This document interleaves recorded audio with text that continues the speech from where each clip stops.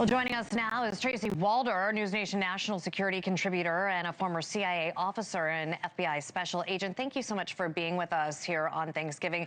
Tracy, before we get into talking about the suspect, you say that there had been a threat to law enforcement back in September. What can you tell us about that?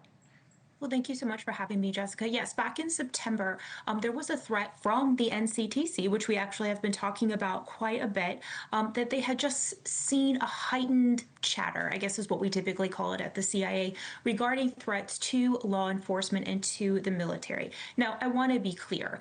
It is obviously general, right? We don't get threats in terms of terrorists, picking up the phone and saying, hey, we're going to attack on this day and this time. But clearly they had heard enough of terrorist groups, namely Al-Qaeda and ISIS, that's who they mentioned in these reports, that were already inside the United States and were going to launch lone wolf, which is exactly what this was, style of attacks against military and law enforcement.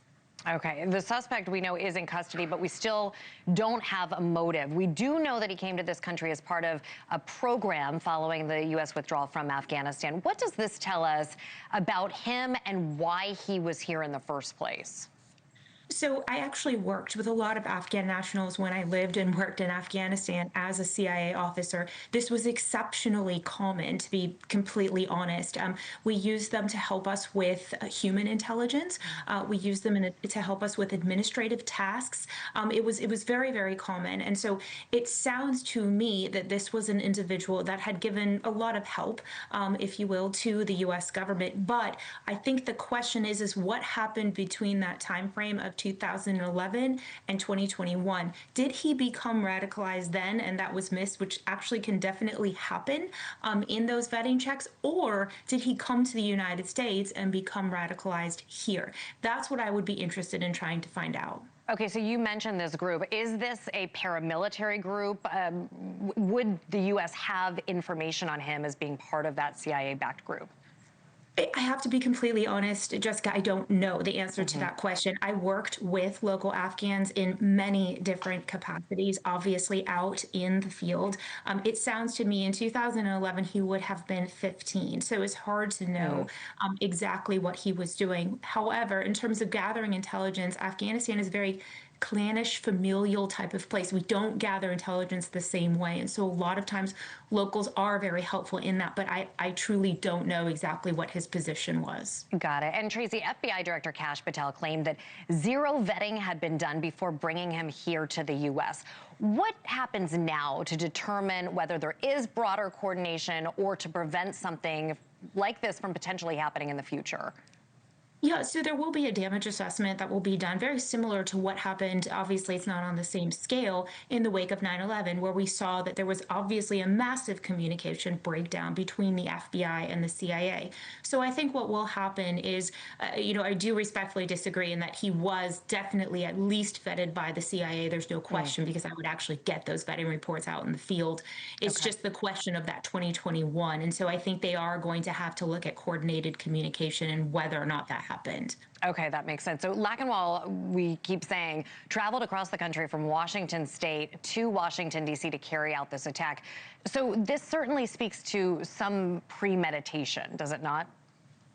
Absolutely. To me, this is somewhat similar. I said this earlier today to what we saw on the January 1st attack in New Orleans on Bourbon Street. That individual, I know, didn't drive obviously as far, but he had driven from Houston to New Orleans, obviously speaking to the premeditation. And so to me, the fact that this was so highly premeditated, that actually tells me someone, somewhere, on some chat room knew what this individual was doing. Okay, so let me ask you about this. The suspect used a very powerful handgun that is really not easy to get a hold of. Does anything stand out to you about the weapon that he chose to use in this attack? I actually think, strangely, that speaks more to premeditation as well.